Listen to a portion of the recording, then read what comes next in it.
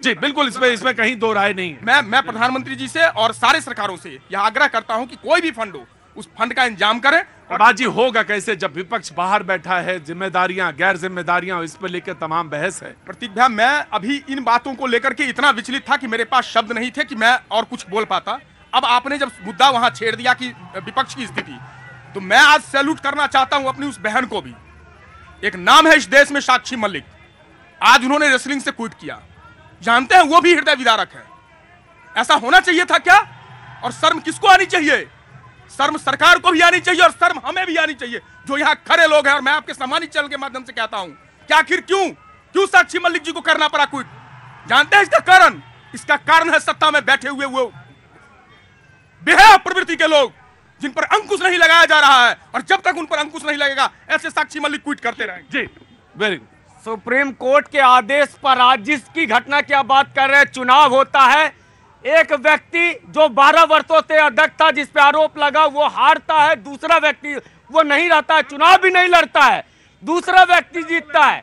वो व्यक्ति महासचिव में दर्शन पाल का विरोध करता है, वो जीत जाते हैं। उसके बाद भी आप रिजिड हो जाएंगे तो फिर आपके साथ तभी तक जनता खड़ी होगी कि आप अपना रिजिड छोड़ेंगे।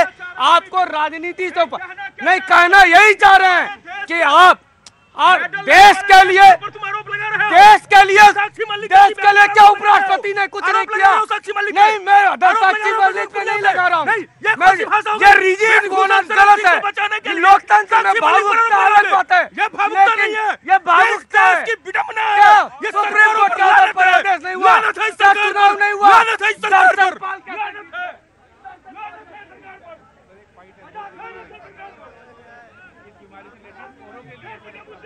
दूसरे बच्चों के लिए भी है सर। इस बीमारी में जैसे हम लोग पीड़ित है, एक ना टेस्ट होता है CVS टेस्ट। अगर सरकार उसको कंपलसरी कर दे तो कम से कम टेस्ट CVS टेस्ट कंपलसरी कर दे।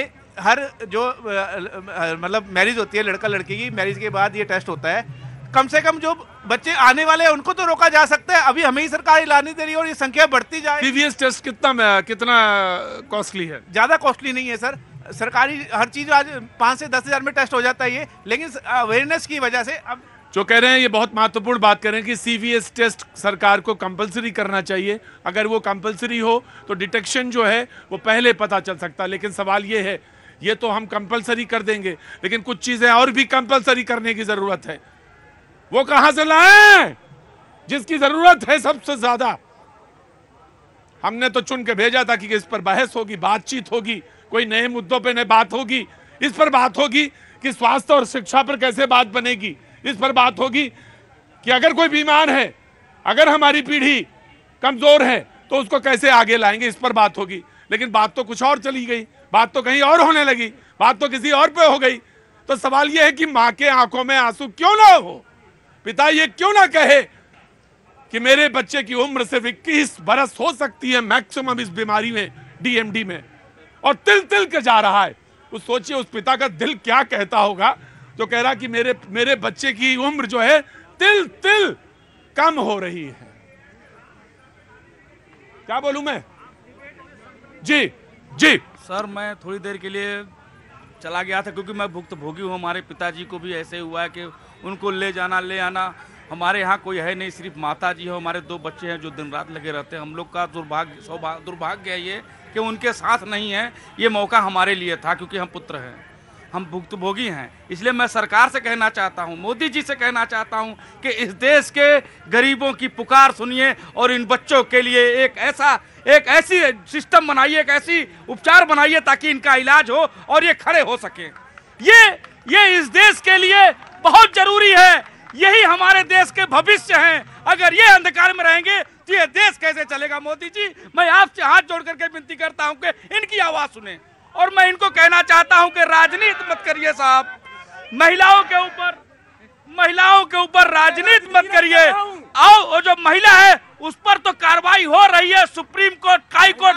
आप आज तक नहीं बता पाए, आपके कान में जू तक नहीं रहेगी जब कश्मीर में उस बहन को बलात्कार करके आरी से काट दिया गया तो आपके राहुल गांधी जी, आपका नेता, कांग्रेस पार्टी की आवाज तक नहीं जाती है।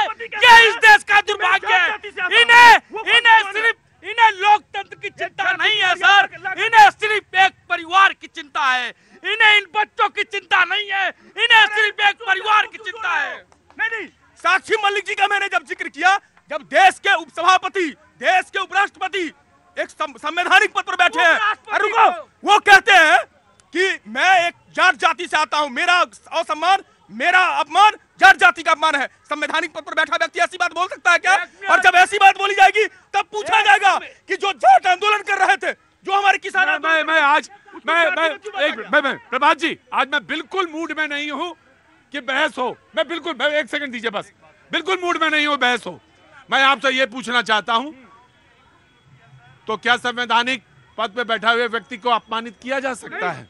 नहीं, आप अभी ने कहा ना कि क्या ये कह सकता है, तो क्या ये कहा जा सकता है? नहीं, मैं बस पूछ रहा हूँ। नहीं, उपराष्ट्रपति जी का कोड है, वो कह रहे हैं कि मेरा पूरी जात जाति का अपमान। क्या मतलब होता है? तो मैं आपसे पूछ रहा हूँ, भारतीय जनता पार्टी पूरे देश में फैला रही है।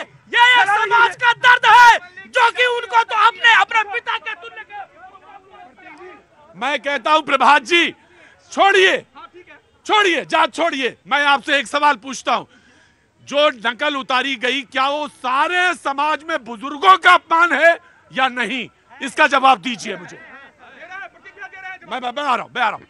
एक संवैधानिक पद पर बैठे हुए उपराष्ट्रपति का इस प्रकार से मिमिक्री करना और कांग्रेस के भावी मिस्टर राहुल गांधी का फोटो खींचना, वो एक देश के लिए शर्मसार है और बहुत ही ज्यादा शर्मसार है। जी बिल्कुल, मैं बीजेपी को दूंगा। जी प्रतीक जी, अभी यहाँ पर बहुत संवेदनशील विषय पर बात हुई, गरीबी की बात हुई, गरीबों के साथ खड़ा होने का आह्वान हुआ, सबने एक स्वर में कहा, लेकिन अगले ही क्षण कहाँ पहुंच गए? तुरंत जाति। अभी इनको जाति के आधार पर चीजों को देखना है। इनकी राजनीति स्पष्ट है। मोदी जी ने साफ कहा ना, देश में हम सबसे बड़ी प्राथमिकता गरीबों के लिए है, महिलाओं के लिए, किसानों के लिए और युवाओं के लिए है। कोई एक जाति बताइए जिसमें ये चारों वर्ग शामिल ना हो। तो मोदी जी जिस सकारात्मक राजनीति की ओर बढ़ रहे हैं, उससे रोकने के लिए संसद के भीतर क्या होता है उसका एक नमूना यहाँ भी उनके प्रतिनिधि दिखाते हैं। कोड ऑफ कंडक्ट है इस डिबेट का। एक व्यक्ति जिसके सामने माइक है वो बोलेगा। प्रतीक जी को माइक हटाने का अधिकार है, लेकिन दूसरा अगर डिस्टर्ब करता है तो प्रतीक जी भी उसको कई बार प्रतीकात्मक सजा देते हैं। वैसे ही संसद के भीतर नियम, कानून, संविधान लागू है। अराजकता से लोकतंत्र नहीं चलेगा जी। सबको बाहर निकाल देना भाई, सबको कैसे बाहर निकाल? सबको बाहर कर दे। यही तो तानाशाही के खिलाफ हम आवाज उठा रहे हैं। सबको निकाल दे बाहर। ये विपक्ष चाहिए नहीं, इनको डर लगता है इनको। जब मैंने उसने बोला था ना, तानाशाह डरपोक होता है, यही कारण था बोलने का। देश को विपक्ष नहीं चाहिए, इसीलिए 44 सीट पे आप अटक गए हैं। देश को विपक्ष नहीं चाहिए आप जैसा, इसीलिए आप 44 सीट पे अटक गए। हमें वोट दे रहे हैं ना,